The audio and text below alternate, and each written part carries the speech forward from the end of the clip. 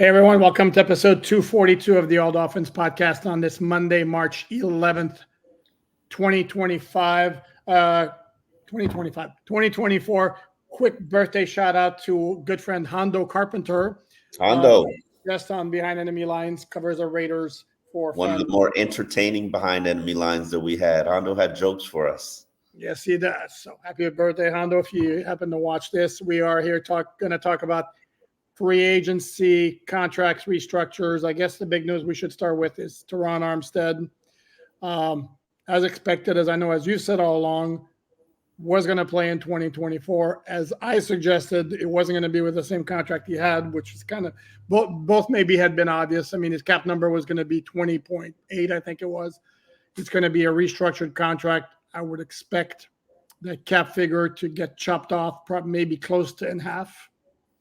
I am curious what it looks like, and I won't know until we know the details, until it's reported to the league. I'm glad Terron's coming back, primarily because he's such a leader, a pillar of stability when he's available.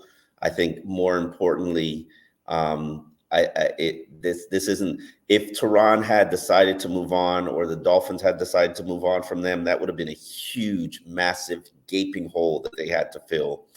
And it's good that he's back. I think he's such an important piece. Now, the question is, how can we get him to stay healthy for at least 14 games in a regular season?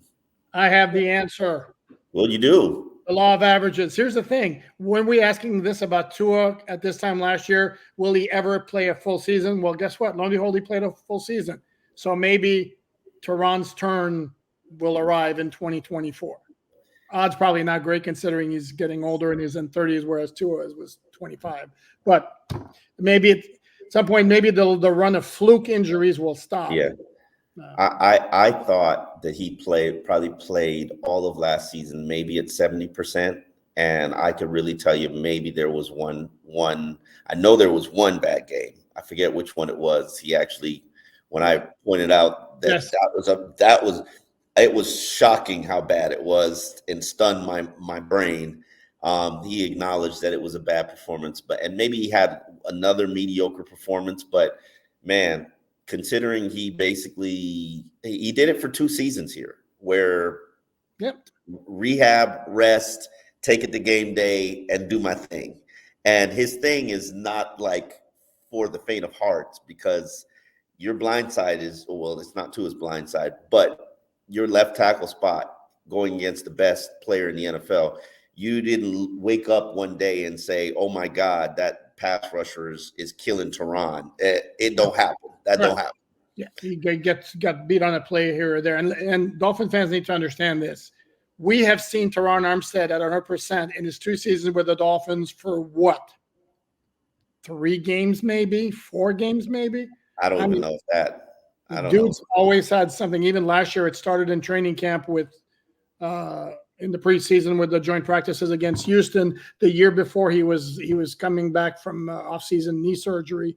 So this is 2 years he's coming back from knee surgery. So I mean, the knees are clearly my biggest concern. But I think a team with Terron is way better than a team without Terron, and that's not even something that I would debate with you. I'd probably guesstimate, and this is just a guess, that he's probably somewhere in the $8 million a year range. He's was owed $5 million in a bonus, and 14 was going to be guaranteed on the 3rd day of the league year. I'm sure they restructured it, maybe put on some of those wonderful void years that you love so much. I don't love. They're a part of doing business. No, they're not. They're part of doing irresponsible bad business, but this seems to be the way of the future for NFL teams, living off credit card. So welcome to bad financial management, Miami Dolphins. Okay, well, since you bring that up, I'm sure you saw the details of Jonnu Smith's contract pop up on Monday morning, and they include potential voidable years if he's still on the roster. Was it after the 2025 Super Bowl? Just irresponsible business, and it will eventually catch up to you. And when it does, don't say I did not tell you so. And somebody made the point. I did a mailbag over the weekend on alldolphins.com, and somebody asked a question, and maybe there's some validity to it to a certain degree, that being irresponsible for the future is one thing if you have a GM who knows he's going to be there for the long haul. Hold on. Okay. I guess there's my answer to my question. As the gentleman was suggesting, is it possible that Chris Grier is basically in a F the future, F them pick He's been there for like 2 years. Are they? But are they at the point where if big results don't happen soon, we are looking at the possibility at some point Stephen Ross is going to be like, okay, this core of decision makers ain't doing it for me. I'm not getting any younger. They need to go. So under that scenario, if Chris Grier really decides that that's what's going to happen to him, you're like, I don't care what happens 3 years on the road. I'm not going to be here if the results aren't immediate. Correct. Yeah. Valid. Yes, that's how they've been living. Who cares? And okay. If you want to ball out, go for it. I am literally dying to see how they create the cap space. Yes, Terron, we don't know the details of it. So until we know the details of it, it's impossible to prognosticate what it does or what it creates. As I've said previously a couple of times, Jalen Ramsey and Tyreek are probably the easiest route to create a ridiculous amount of cap space, probably $28 million, 14 each, if you extend their deals 2 years. Then you got other routes. I mean, I created on alldolphins.com a 10-piece master plan for creating cap space, and includes players who are going to be waived. I've tweeted it out. If you want to find it, just do hashtag alldolphins and all of our work will come up and you'll see the 10-piece master plan. Restructuring Terron was on there. I never thought Terron was retiring. Obviously, the retirement talk, in my opinion, was probably posturing to kind of soften the shakedown that the Dolphins were going to do, and do believe that this was a shakedown. We will know more when the contract comes out. Yeah. But, you haven't stayed healthy for 2 seasons, and you basically practice 1 day a week for 2 years. Correct. I'm sorry, shakedowns are valid and reasonable in instances, and this happens to be one. Okay, we like the other move. Moving on to the other moves the Dolphins made over the weekend, which was re-signing Robert Jones, and then superstar, of course. I'm not going to forget superstar. How do you move Robert Jones ahead of superstar? Superstar gives you hope. Superstar started 27 games. Robert Jones hasn't started 27 games. Started 27, including 11 in that 2019 season when they were rebuilding. He's shown you he's more than just a rebuild starter. I don't know where he is from a health standpoint. I know he struggled coming back last year. I was very surprised that he only played 171 defensive snaps. Mm-hmm. We both know Nick can play. Now, in the slot. I like him in the slot. And then have him compete. I did not like him when he was outside, even before he got hurt. If the Dolphins want to have Needham, healthy Nick or healthy Eli Apple? Again, I'm going to go back to saying I don't think Eli Apple was anywhere near the disaster that a lot of fans, and other media members think he was. I mean, he was spotty. There were some games where it was rough, and there were other games where he played well. I'm not buying that. Tell me the games where Nick has been rough. There were games where he was rough when he was playing outside. That's why I said I like him in nickel. Oh, you talking about 2019? No, even after that, when he played that 20 or 21. That was, 21. Yes, he played outside a little bit. Yes. All right. I'm not going to fight Nick's battles. Let Nick fight his battles. We're basically talking about minimum contract guy. Nick is. We don't know the details of the contract, but Nick is coming back for a minimum. Yes, probably close to that. But if he's making $2 million, I'd be surprised. And I'm a Nick Needham fan. Superstar has always risen to the occasion. If you don't know why I call him superstar, it goes because people have brought it up. Why are you calling him superstar? I don't remember why. It's very important. Very easy. History. There's our history lesson. We didn't do one. This is his rookie season.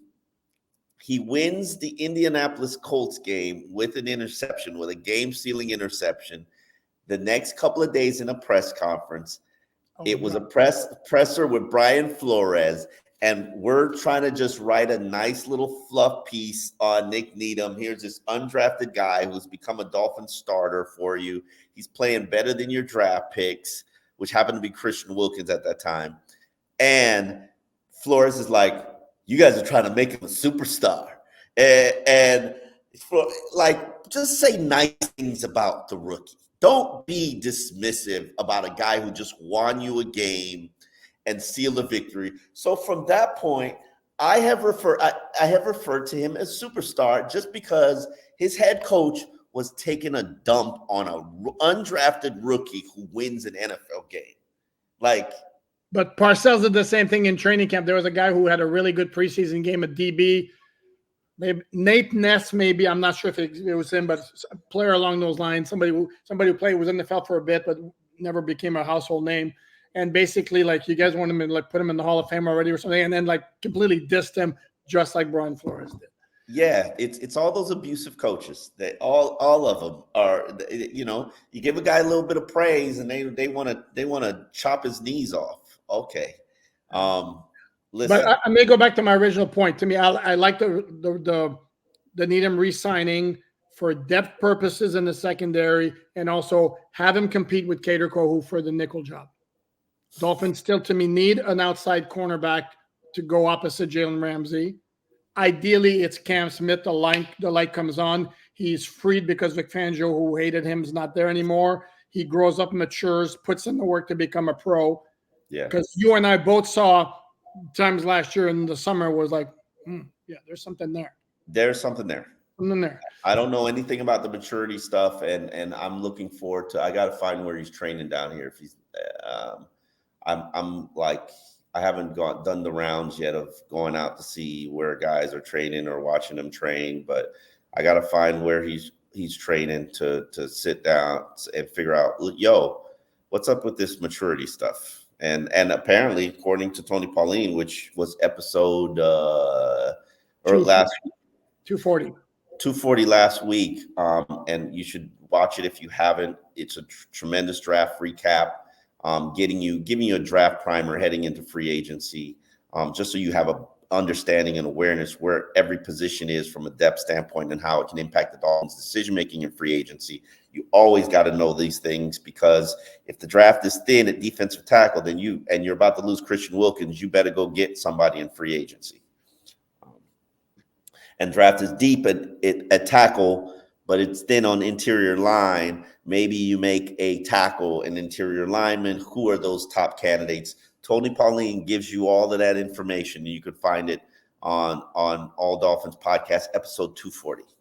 Okay, and interesting. You mentioned interior offensive lineman. I'm going to point this out, that the Jacksonville Jaguars have agreed to terms with Mitch Morse, longtime center for the Bills. So that removes, if the Dolphins are targeting Jackson Powers Johnson to add JPJ to JPP from last year, I like that. I don't know. Don't ask me why. That's one team out of the equation. The Steelers supposedly have their eye a little bit on Powers Johnson as well. I think they had their eye on Mitch Morse, and they didn't sign him. Yep. No, and they signed Russell Wilson, but that's not that affects the Dolphins, because they were never going to bring him in anyway, as you so aptly mentioned. The other move, I have higher hopes for Robert Jones, to be honest with you, than I think maybe for Needham. I think he's a guy who conceivably could compete for a starting job. Really? Yeah. I would rather sign Isaiah Wynn, but I can understand where you're coming from. Well, they need two starting guards, and if we're going under the assumption the Dolphins will lose Robert Hunt, and we're taping this about 11-ish on Monday morning before the start of free March Madness period, yeah. Illegal tampering. They should come up with a better name than that, because we already know that the illegal tampering. So why are you justifying the illegal tampering by saying, just call it the talking stage? No, it's called the negotiating period. Actually, that's the official word from the NFL. So if we're going under the assumption, call it the legal tampering. Oh no, that's just media people who do this, and then they all do this too. I have that. So anyway, I'm going back to my original point that if we're going under the assumption that they will lose Hunt and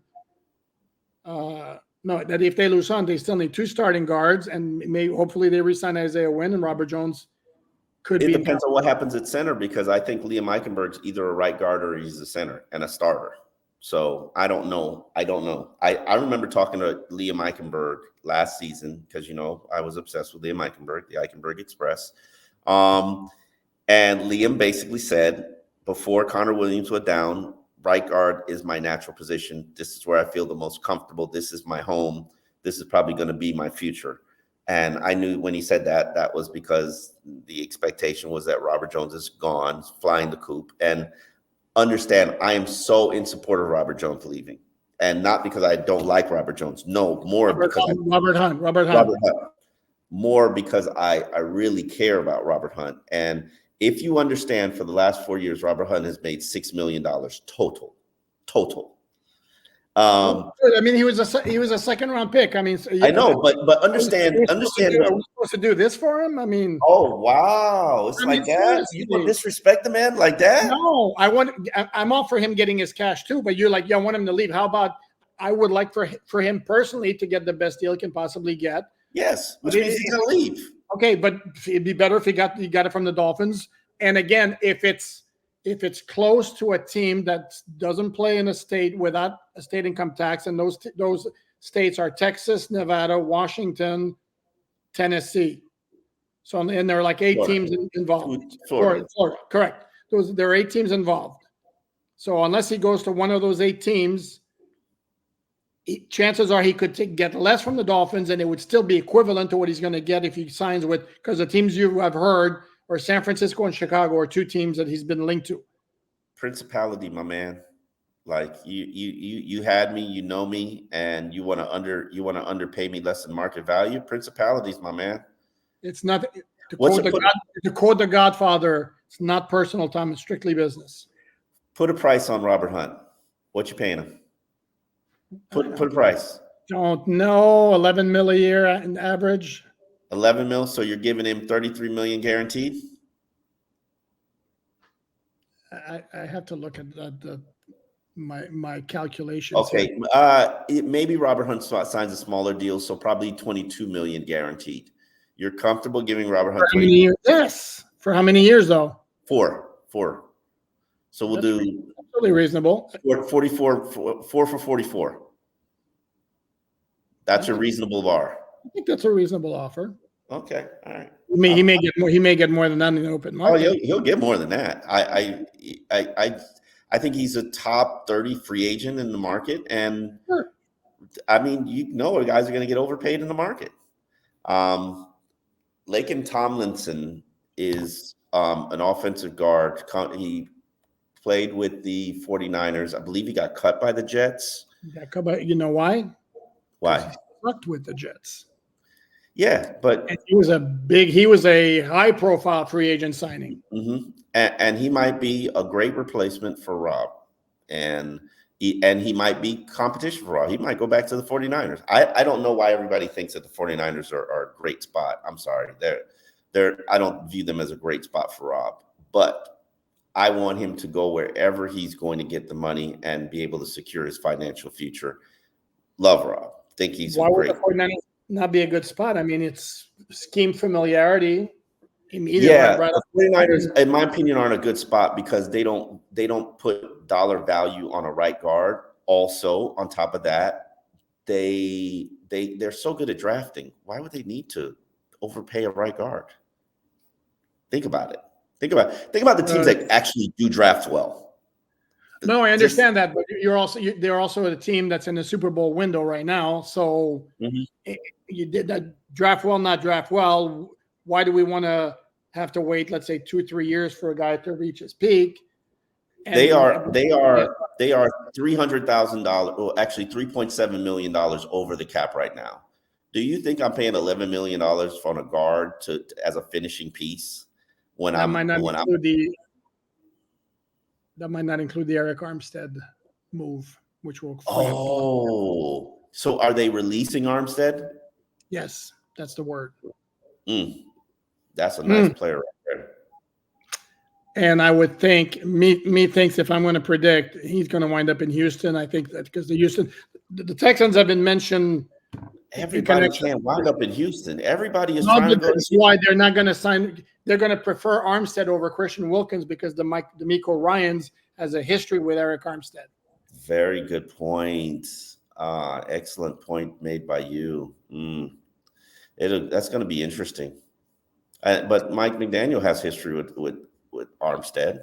Who do you think he's tied with? The run game coordinator, offensive coordinator, or the defensive coordinator? Come on. I understand. Everybody can't end up in Houston, is what I'm saying. And Armstead could end up in Tennessee because Rand Carthon was 49ers executive. So this is he's at $18 million a year. I think he's probably going to have to take a pay cut, but it's going to be interesting to see what happens moving forward. No, without question. I'm way more comfortable paying a defensive tackle $18 million a year than $22 million a year. I'm just being honest. Of course. Duh. I did a retrospective of what the Dolphins did in free agency last year on alldolphins.com, and it wouldn't shock me if it was a repeat. And the overriding theme there was, were you aware that if I were to ask you what was the highest number for the Dolphins in 2023, free UFAs signed, UFAs lost, or UFAs re-signed, your guess would be what? 6. No, I'm not asking for a number. I'm asking which one of those three do you think had the highest number? UFAs re-signed. UFAs re-signed. They had 8 of them, including if you remember last year. Remember they re-signed. They had 4 running backs scheduled to be free agents. They re-signed all 4. In addition to Duke Riley, Nick Needham, that's 2 years in a row now. He's and Van Ginkel. Van Ginkel, and the 4th was Kendall Lamb. All of them cheap deals. And correct. And they're gonna bring back a lot of guys on cheap deals. Yep. And none of those guys are gonna help you improve your team. But Kendall Lamb helped improve the team. That's true. And I'm a fan of Kendall Lamb. Mm-hmm. I want that. I don't want. I had to spend half a year talking Kendall Lamb out of retiring. And obviously I'm not the only person who's trying to talk him out of retiring. You can't play that well, establish yourself as a borderline starter and one of the top swingmen in the NFL, and then decide that you want to walk away from the game. You shouldn't. You can't. Now, hopefully the Dolphins bring him back, or he goes and gets decent money from another NFL franchise.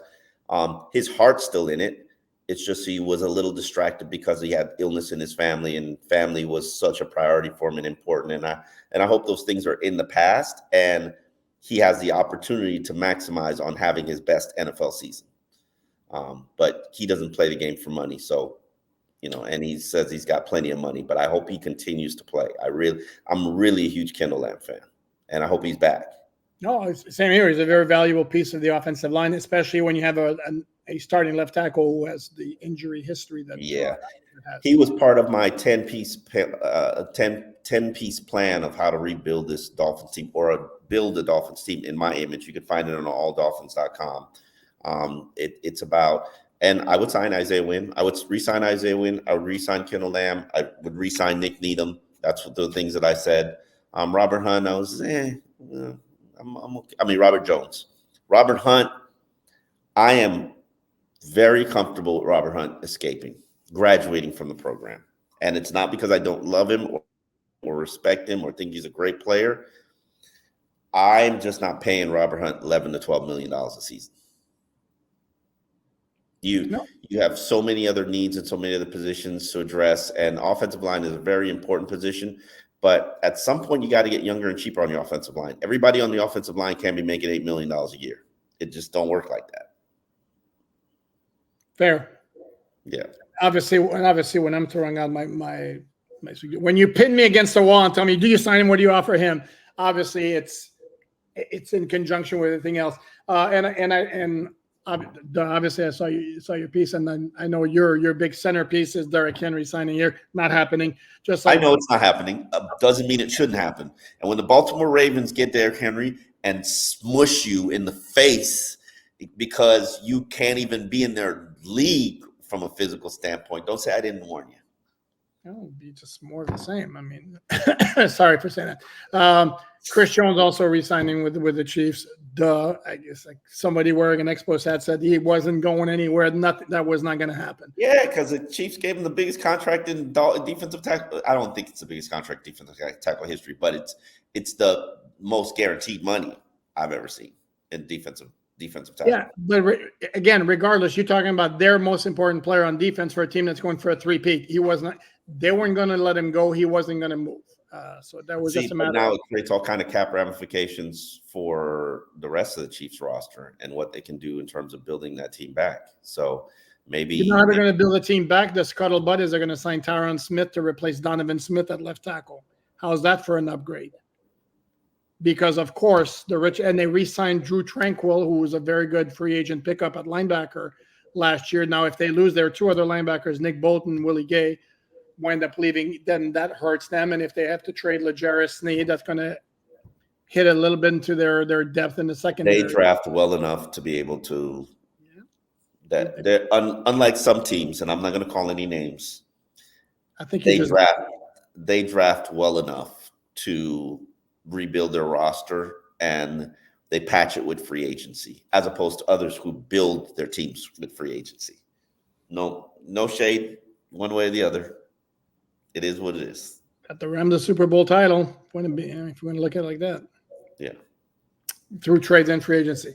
Okay. Again, as I mentioned, Omar, I think we would be remiss not to do like a little quick prediction on certain free agents, understanding that we're taping this before the madness begins at noon on Monday. So Christian Wilkins winds up where? Going with Houston. Okay. I'm going Vegas. You going Vegas? Okay. Vegas. Robert Hunt winds up where? New York Jets. Interesting.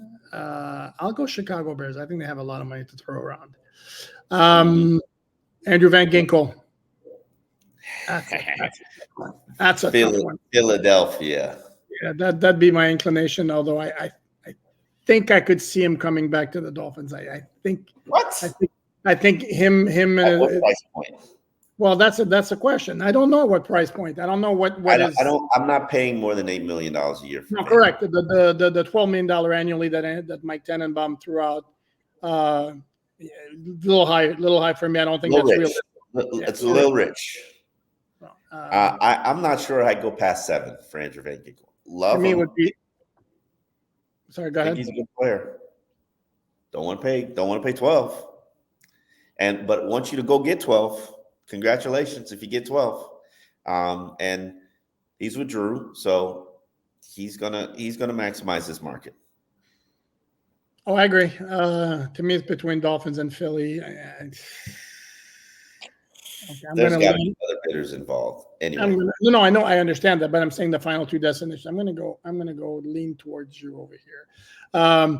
I do think certain players like Justin Bethel, for example, I understand he's not a high-profile guy, but to me, he's a guy I could see returning again. Yeah, that's a minimum salary. What about Deshaun Elliott? Well, the Dolphins have to go get a safety. I think they would like some kind of an upgrade there.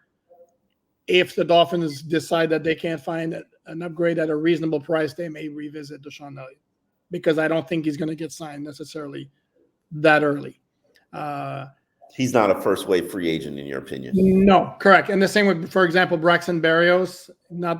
And we can talk him up as much as we want. I know your WQAM co-host was all over him, like how much. I mean, Man Crush City here. To me, I would, especially if they change the rules on kickoff returns, where they're going to be more of those. I'd like somebody more explosive because we saw the Dolphins get crushed by a big kickoff return against Baltimore, by the game-changing punt return against Buffalo.